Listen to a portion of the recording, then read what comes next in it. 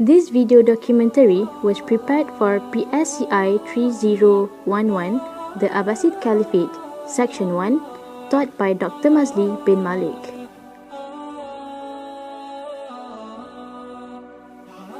In the view of Al-Mawardi, the institutions of Mazalim existed in the pre-Islamic Arab community and also under the Sassanid regime.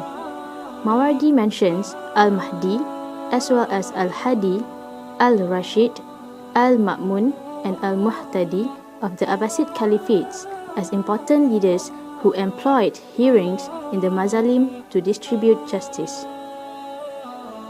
The word Mazalim is a plural of Mazlima, which means iniquity, act of injustice or wrongdoing. In terms of Islamic judicial system, Mazalim denotes a special type of court. Join me, Nur Aisha binti Tajuddin, your host, with the 5 other political students of IIUM, Sharfa Nur Shahida, Amirul Hendra, Fatima Azahra, Nur Fatim Naziha, and Nur Husna binti Taufik, as we bring insight of Wilayah al-Mazalim with a focus towards Abbasid Caliphate.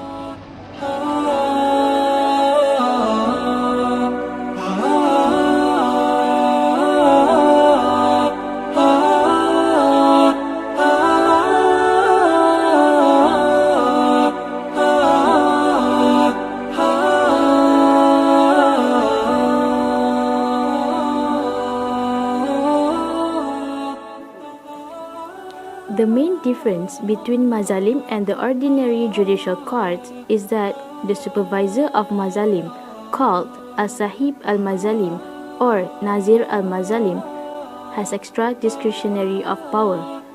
The ordinary judge is bound by the limitations of conventional judicial system, whereas the supervisor of Mazalim enjoys greater procedural latitude.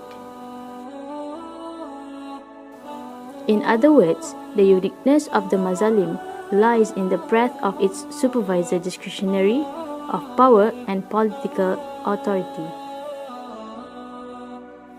The Abbasids established a government bureau to collect and hear petitions, and the caliphs, viziers, governors, and wadis held Mazalim court with increasing frequency. Caliph Harun al-Rashid had to be urged to hold court once a month or at least once a year. Most caliphs of the Abbasids, especially during the 10th century, regularly sat in Mazalim once or twice a week. What is unique about the Mazalim courts compared to the other judicial courts is that the Qadi Mazalim has powers and do not require a plaintiff to register a complaint before launching an investigation. This court will therefore constantly monitor the actions of all officials of the state and the legislation adopted to ensure it conforms to Sharia and no oppression is committed against the people.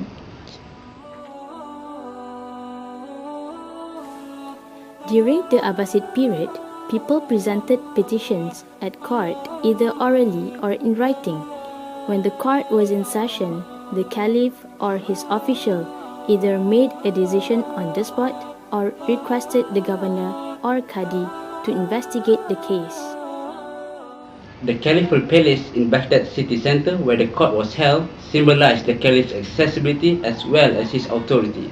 And when the caliphs moved their residence to Samarra, they probably received petitions at the palace gate. A secretary called the Secretary of the Teen Pen recorded the decisions on the back or in the margin of the petitions, and another secretary called the Secretary of the Thick Pen put it into proper formal wording.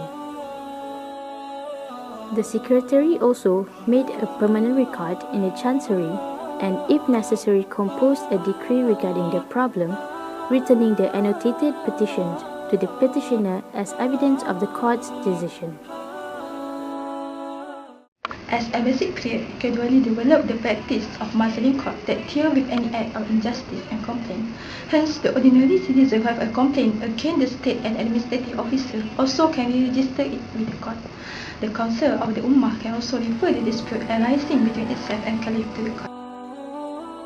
Petitions from this period concerned cases of murder and theft, loans and debts, forced labor conflicts over offices, constructions of synagogue, repair of churches, land seizure, pageant raids and harm to pilgrims, renewal of privilege for monastery, onerous new taxes, and sectarian strife. Although the rules and practice of the Mazalim court closely follow the Sasanian example, the concept was so popular that everyone wanted to claim it. The Muslim authors like Al-Mawardi ascribed the Mazalim court to early Arab custom as part of the role of the tribal chieftain and of the prophet in his governing capacity. There were cases that the accused offenders were quintessential members of the ruling elites, a Qadi and a prince, one by virtue of knowledge, the other by virtue of birth. The Mazalim tribunals were established to curb the corrupt practices of these and other privileged groups. It seems that only a few Abbasid caliphs, such as Mahdi, Ma'mun, and Muhtadi, ever presided over the Mazalim. However, the rest of the caliphs usually nominated other officials to run the tribunals. Most often, it was the wazirs or chief ministers that either sat in on the tribunal or nominated representatives to do so. In other cases, the rulers nominated qadis or judges to run the tribunals. On the whole, it was prerogative of the ruler to nominate anyone he saw fit to perform the task. To Mawardi, the Mazalim tribunals were an ancient institution that was adopted by the Abbasid in the 8th century. Its main purposes was to enable ordinary subjects to complain about the administrative elite of the empire.